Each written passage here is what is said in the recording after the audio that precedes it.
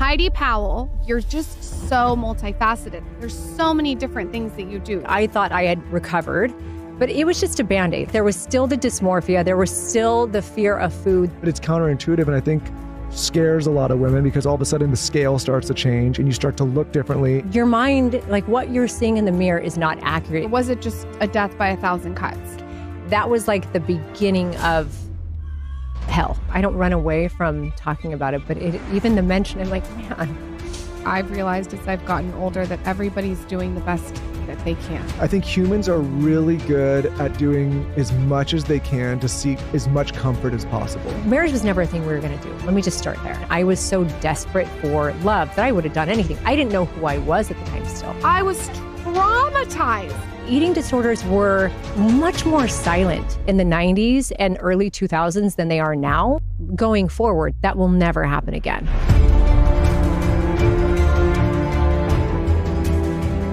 Heidi Powell, I think if you go through your DMs, I might have harassed you multiple times to come on the show just because after like following you and watching you, you're just so multifaceted. I said this off air.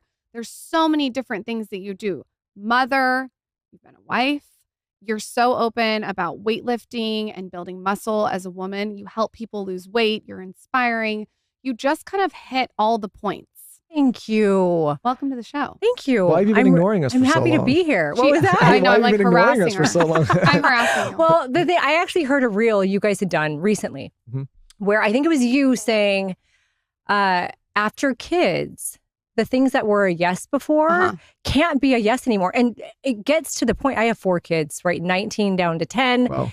And I don't even see most of the DMs and the requests that come in because my team has kind of dwindled. So it wasn't that I was ignoring you guys. I just didn't even see it. I get it. With 4 kids, Yes. I'm hanging on with 2. I can't even imagine. How old 4. are your kids? 2 and 4. Oh, those are fun ages. They're fun It ages. gets better and better and better. Oh my God. Oh my gosh. I love that energy. I'm telling you, 19-year-old, 17, 18-year-old, amazing. It continues to get better. I imagine like it's kind of a trip at this point, being able to kind of hang out with your adult kids. Yeah. The other day, what was I doing? There was someone, it was the coach of my son's wrestling team. And I was telling him, thank you, after he looked my age. I thought he was my age. You know, you forget how old you look sometimes. And I was like, you're amazing. Thank you so much, blah, blah, blah. And someone mentioned to me he was 22. And I'm like, that could be my son. He's literally 2 years and 2 months older than my actual son. And I thought we were the same age. So yes, hang out with my kids. Heidi, let's be real. What are not the moms, what are your son's friends doing with you? What do they do when you walk into school? I don't even pay attention. I'm sure you don't. Wrestling coach is like, listen, I need to talk to you about your son. We're going to need a book about an hour and a half.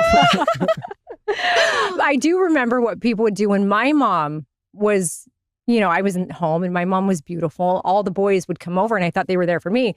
They were there for my mom. You were sort of a pioneer with weightlifting and you look amazing. And you said off air, people think that you need to be running to lose weight. Talk to us about your journey with weightlifting and how it even began. So interestingly, I was someone who for years, I would maybe even a couple decades, the first 2 decades of my life, when I was old enough to understand working out, I believed in order to be thin, which is what I thought I needed to be in order to be loved, accepted, all of the things, I needed to run and I needed to eat less. So for the first half of my adulthood, I was a cardio bunny. I had had an eating disorder as a teenager, early 20s. And sometimes with that comes that excessive running, under eating, all of the stuff, right? I did not get into lifting until I was I lifted, but I didn't actively try to pack on muscle until the end of Extreme Weight Loss. So it was season 5 of the show, which was 2014 is when it was filmed.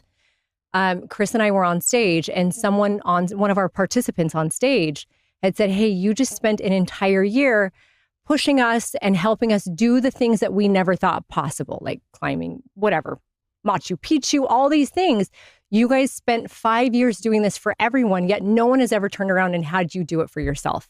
So at the end, they said, we want to challenge you, me and Chris, to do a bodybuilding competition.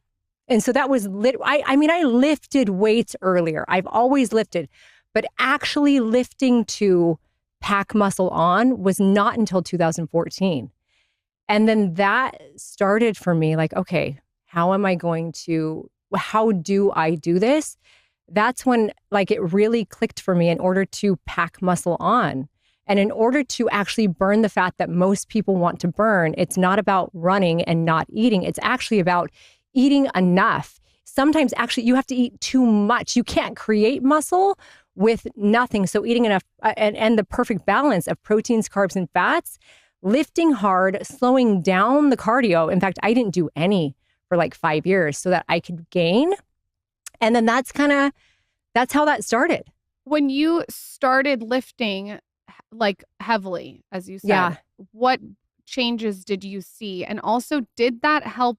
I've heard this from a lot of people, give you confidence to almost, I don't want to say get over your eating disorder, but kind of recover. It's so funny you bring that up because most people hear that I went from having an eating disorder in my teens and 20s to really just band-aiding my symptoms. Like I thought I had recovered, but it was just a band-aid. Like there was still the dysmorphia. There was still the fear of food. There was still I was on the show and we were doing cardio all day with our participants because they had so much weight to lose. We were lifting with them, but like I was hiking all day. So that was kind of a band-aid on, I wasn't bulimic anymore. I wasn't anorexic anymore. I wasn't doing any of I didn't have a food addiction anymore, thank goodness. But the dysmorphia that underlied all of it was actually still there. Like the idea or the thought of slowing down my cardio, the idea or the thought of eating too much, like a calorie surplus was still super scary to me. And so going to bodybuilding, it was actually a bikini competition is what I was doing. Bikini is I don't want to say the lowest. It's the most petite of bodybuilding. So for anyone who's listening who doesn't understand what it is, it's bikini, figure is the next size up, physique is the next size up, and then bodybuilding is a whole class, like category above. So for me and my build, I was going to go into bikini bodybuilding. Many people have reported that going into bodybuilding after an eating disorder has been not great for them. Or maybe they went in without an eating disorder and they came out of bodybuilding, they came out of competing with an eating disorder. Something beautiful though, you nailed it. Something beautiful happened for me. I was afraid of putting calories in my body. I was afraid of not doing cardio. Hiring a coach who understood female psyche, really, because he'd worked with so many females, who also understood that it wasn't just about leaning out, but it's about making sure you have adequate calories to build muscle, and also understood that cardio was going to ruin it, like kind of slow down my muscle growth, was the greatest thing. So right away, he actually saw me. He said, okay, you have a long journey. Like we'll put you on stage in a month. Like you want to be on stage. Maybe it was 2 months, but I'm letting you know you're not going to do well. I went on stage. I did not do well, but right away he had me eating about 2,600 calories. And then after that 26, I had graduated over time to 3,000 calories a day to try to put muscle on. Now, that being said, I felt like in my mind, the world would look at me and be like, you're ridiculous, but I felt fluffy. Like the mental part of me was like, oh my gosh, I look terrible. I don't know XYZ. I don't know if this is going to work out.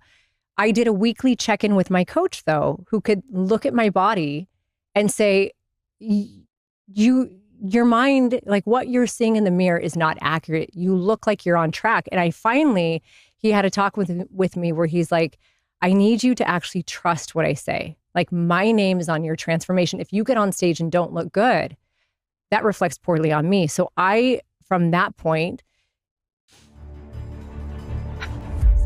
Heidi Powell, you're just so multifaceted. There's so many different things that you do. I thought I had recovered, but it was just a band-aid. There was still the dysmorphia. There was still the fear of food. But it's counterintuitive, and I think scares a lot of women because all of a sudden the scale starts to change and you start to look differently. Your mind, like what you're seeing in the mirror is not accurate. Was it just a death by 1,000 cuts? That was like the beginning of hell. I don't run away from talking about it, but even the mention, I'm like, man.